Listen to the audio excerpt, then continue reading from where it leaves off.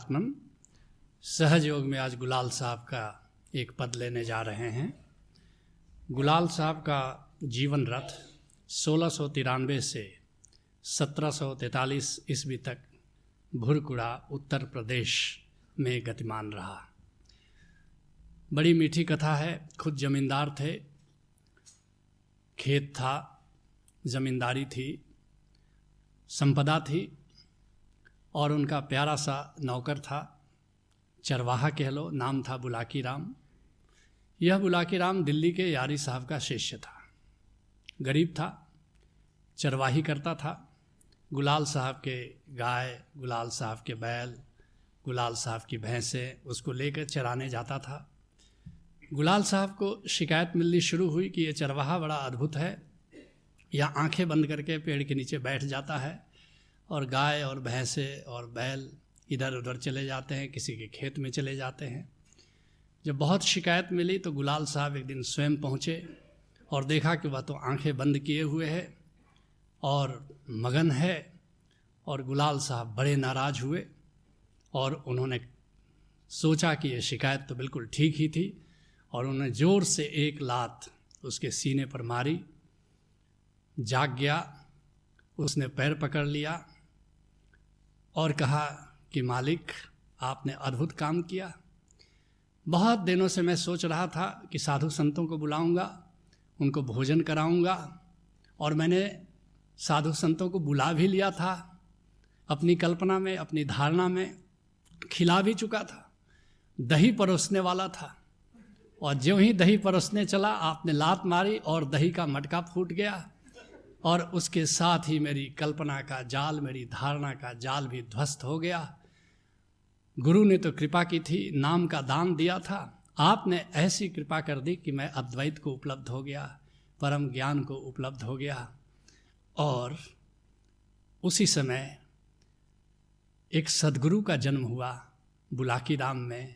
बुलाकी राम बुल्ला साहेब हो गए और एक शिष्य का भी साथ ही जन्म हुआ, गुलाल बुल्ला के शिष्य हो गए। अद्भुत हुए हैं शिष्य गुलाल साहब। एक एक पद इतने अद्भुत हैं। सुनो क्या कहते हैं गुलाल साहब। कहते हैं, नाम रस अमरा है भाई, को साध संगत ते पाई। ये जो नाम का ज्ञान है, यह जो ओंकार का ज्ञान है, यह जो अमृत वाणी का ज्ञान है, ये अमृतदायी है। कोई भी औषधि लो, तुम्हारे शरीर को स्वस्थ करती है, लेकिन नाम का जो अमृत है, ये तुम्हारे शरीर, तुम्हारा मन, तुम्हारा प्राण, तुम्हारी इंद्रियां, तुम्हारी आत्मा तक को स्वस्थ कर देती है। नाम रस अमरा है भाई, को साथ साध संगति ते पाई। मगर ये औषधि किसी डॉक्टर के पास नहीं मिलती, किसी हकीम के पास नहीं मिलती, किसी ज्योतिषी के पास नहीं मिलती। यह अमृत तत्व तो किसी सद्गुरु से मिलती है तुम्हें।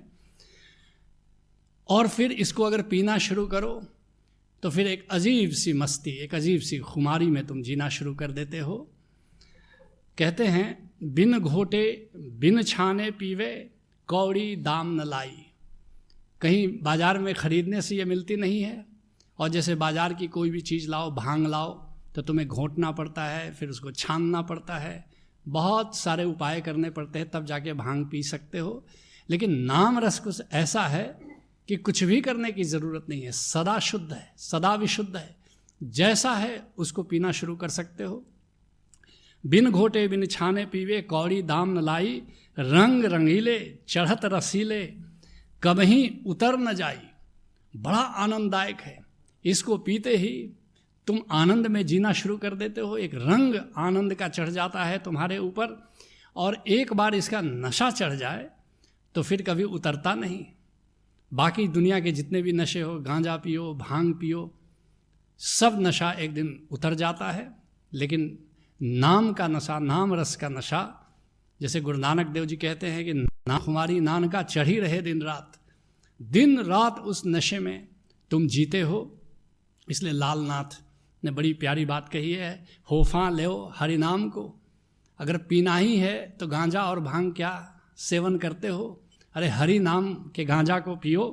अमी अमल का दौर। और ये जो नशा है ये अमृतदायी है। बाकी सारे नशे तुम्हारे स्वास्थ्य को बर्बाद करते हैं, चाहे शराब पियो, गांजा पियो, भांग पियो, मज़ा तो आता है, नशा तो चढ़ता है, मगर तुम्हारा स्वास्थ्य बर्बाद होता है। लेकिन नाम रस ऐसा नशा है कि मज़ा भी आता है और तुम्हारा स्वास्थ्य भी सुंदर हो जाता है। साफ़ी कर गुरु ज्ञान को, पियो जो 8 पहर।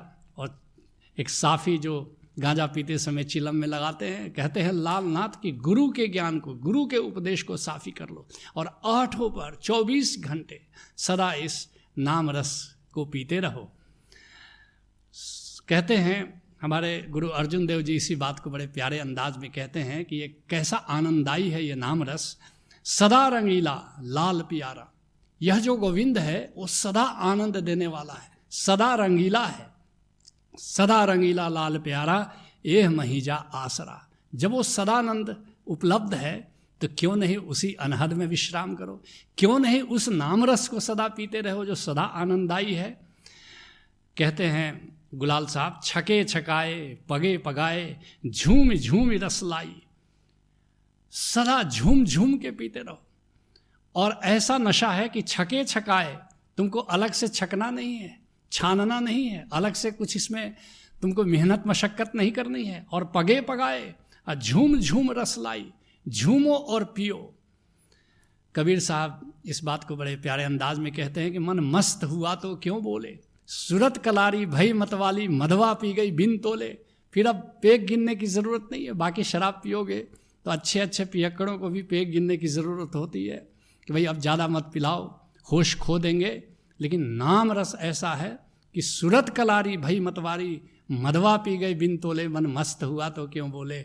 बस जैसे पूरी की पूरी शराब, पूरी कलारी, पूरी भट्टी में जितनी शराब है ऐसे तुम पी सकते हो।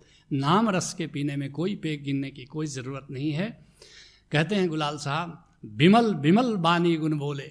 नाम रस कौन पी रहा है? नाम रस जो भी पिएगा उसकी चेतना इतनी निर्मल हो जाती है, उसकी चेतना इतनी उत्तेजना शून्य हो जाती है कि उसके मुख से हमेशा मीठी वाणी निकलती है, मधुर वाणी निकलती है।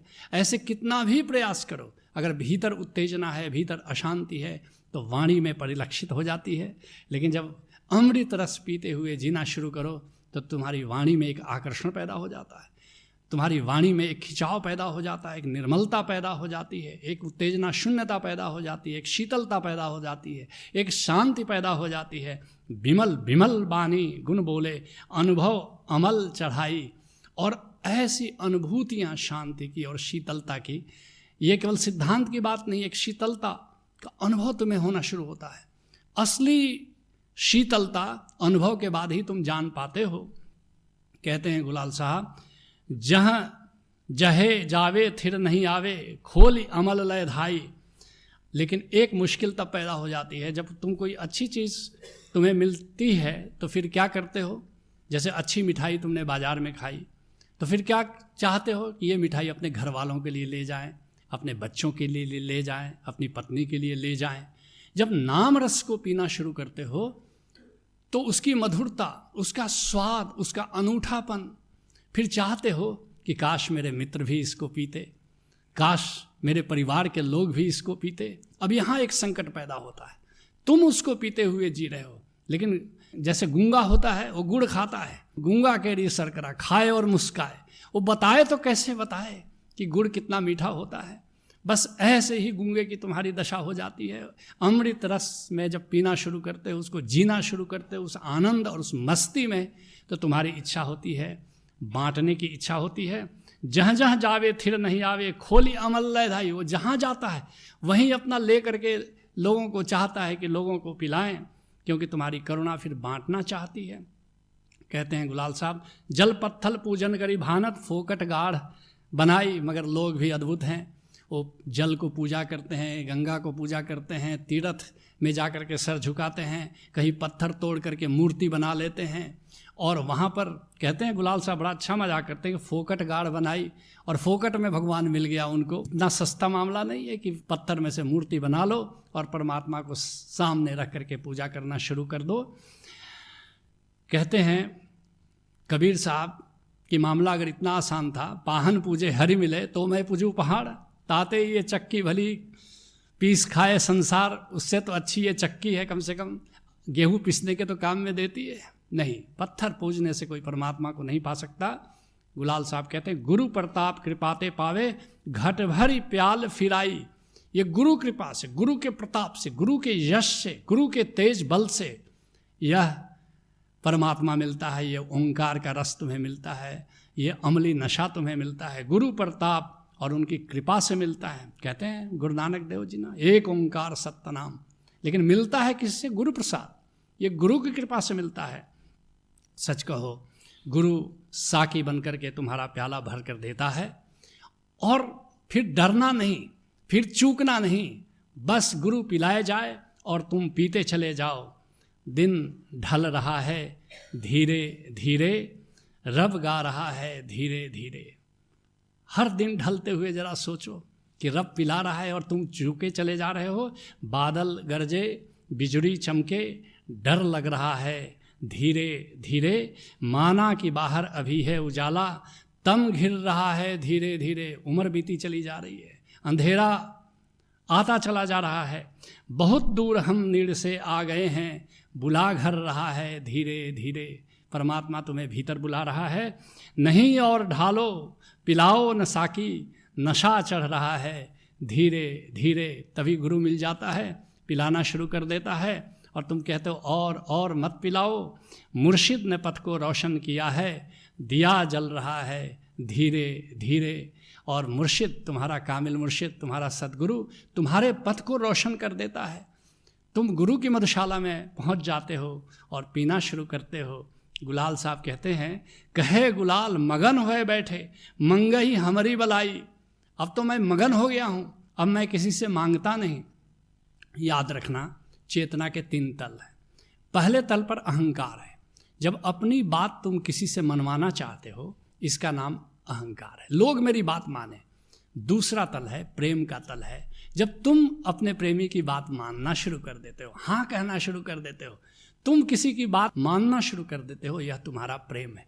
जिसको प्रेम करते हो उसकी बात तुम मानते हो। और तीसरा तल है आनंद का, कुछ लेना न देना, मगन रहना। स्वयं में स्थित हो जाते हो, स्वयं में मगन हो जाते हो, वो मगनता का तल है। जब अमृत रस पीना शुरू करते हो तो तुम्हारे भीतर मगनता का जन्म होता है।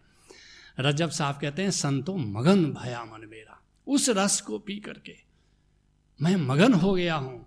और फिर मंगई हमारी वलाई, गुलाल साहब कहते हैं, फिर क्या मांगना? बिन मांगे मोती मिले, मांगे मिले न भीख। बिना मांगे ही जब मोती मिल रहा है और मांगने पर तो भीख भी नहीं मिलती, फिर तो गोविंद सब कुछ तुमको स्वयं ही दे देता है, तुम्हें मांगने की जरूरत नहीं होती है। सहज मिले सो दूध सम, मांगा मिले सो पानी। कह कबीर वा रक्त सम, जामे ऐचा तानी। सब कुछ खुद ही तुम्हारे दरवाजे पर आ जाता है। मगन होकर के जीना सहज योग है। हरि ओम तत्सत।